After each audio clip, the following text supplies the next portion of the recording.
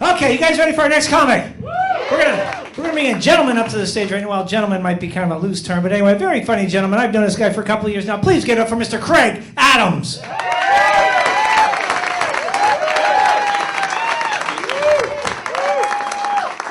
I will not be ending with any kind of vaginal landscaping joke.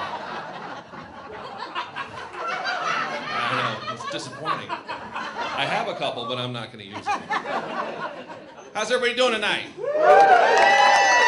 We got any parents here in the audience? Parents? Yeah. Kids suck. There was a time when you had to have a few kids. I have 3, which is proof that I have a serious alcohol problem. But there was a time when you had to have many kids because you had a business to run or you had to have them on a farm. But you don't need that anymore. Kids are more like a vanity project. Now, kids can be helpful.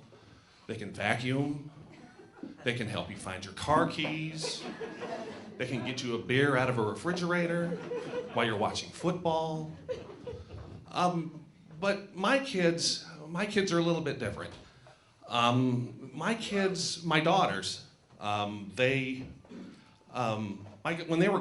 they were little girls, they were cute. They were forced to take baths, so they smelled really nice. They dressed themselves. Sometimes the colors matched. And they would sing songs. They were very musical, my kids. They would sing songs like, "Here comes the mailman, he brings the mail, he drives a truck and he drops it in the mailbox, and Daddy finds bills and he gets mad."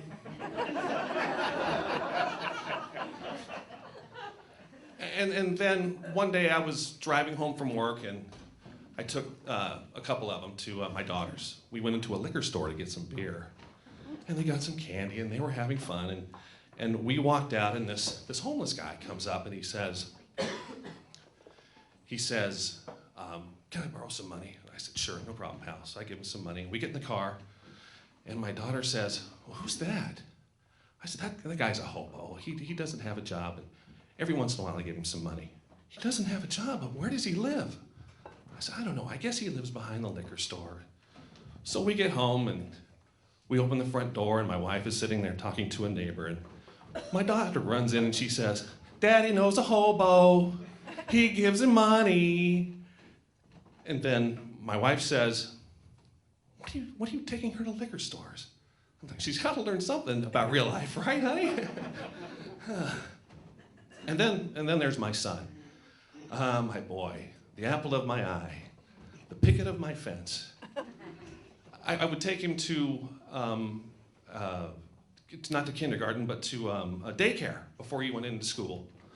And he was really quiet at home. He was really quiet and well-reserved. But then, when we unleashed him upon the world, everything changed. I would go and I'd pick him up. I'd drop him off and everybody'd say, "Oh, well, glad he's here again today." And then, when I'd pick him up, it was like a totally different person. The lady would come up and she looked like she just came out of a scary movie, like she just saw a ghost. And she'd say, "Oh, we had a little bit of a problem with him today." I said, "Well, what happened?" And then she would commence to tell me the story that sounds like Genghis Khan running rampant across the countryside. It was like he would dump milk on the floor and throw toys across the room and spit on the floor like a baseball player. And this situation played out over and over and over again over the next couple of years. It was like every daycare center or babysitter within a 20-mile radius, it was like they had a picture of him behind the counter saying, "Beware of this boy." And then when he went into elementary school, all the other kids would run out to their parents and they'd be happy to see him and they'd put him in the car and they'd take him home. I would go directly to the front office. I'd open the door and there he'd be sitting in the corner. I say, "Here we go again." But then, around the time they turned 12, everything changed. The girls who were all happy-go-lucky when they were kids all of a sudden became sullen and dark. It's like they went to the dark side. Now my son, who was already on the dark side, kind of didn't go to the light side. He kind of went into the middle side there someplace.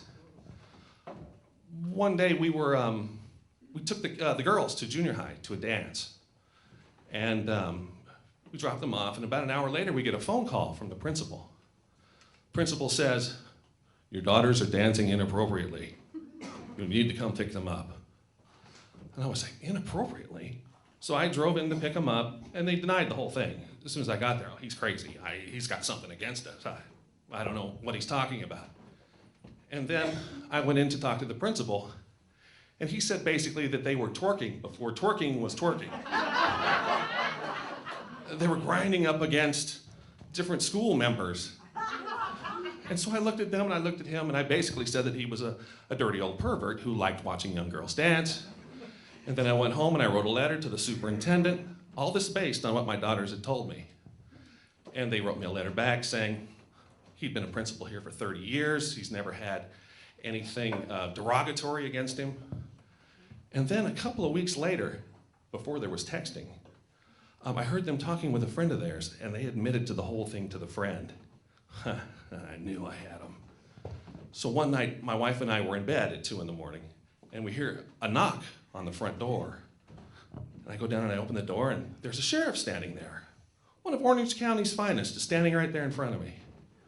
And so he says, "Sir, would you mind stepping out to my squad car? I need you to identify a couple of people for me." I said, "Okay." So I walk out, I look down in the squad car and says, "I don't know who these people are. Go ahead and take them away." Well, my wife, who's a little more level-headed than I am, said, "No, those are our daughters. We'll take care of it." And so we took the girls back in the house, and I basically said to them, "Welcome to North Korea. You're now going to find out what it's like to live in a prison camp."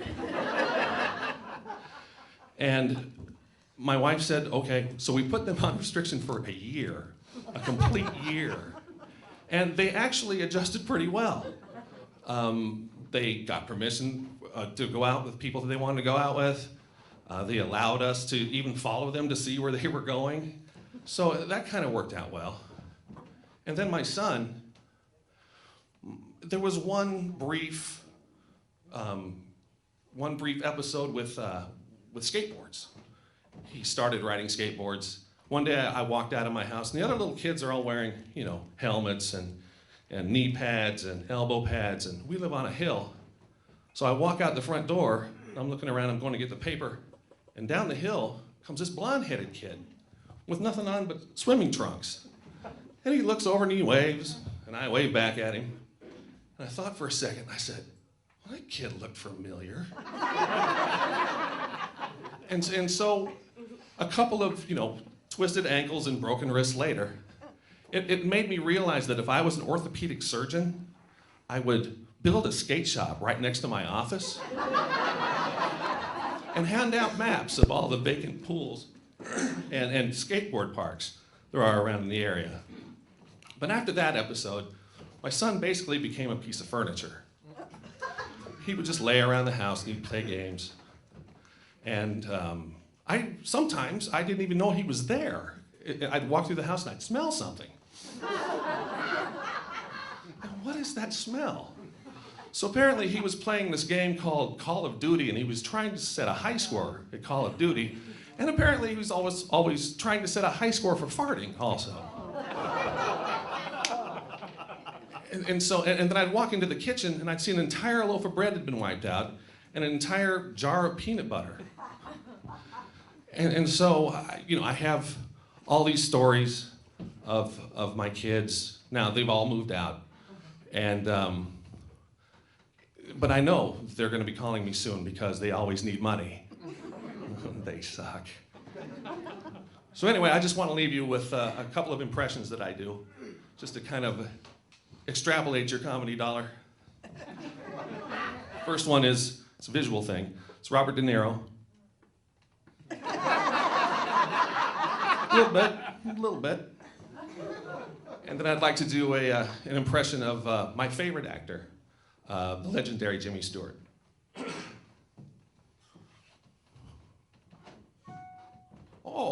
hello there. Oh, well, hi. It's good to see you. I'm sorry. What was that? Oh, come again? Oh, well, that's rude. Well, that's a terrible thing to say. Well, fuck you. Thank you very much.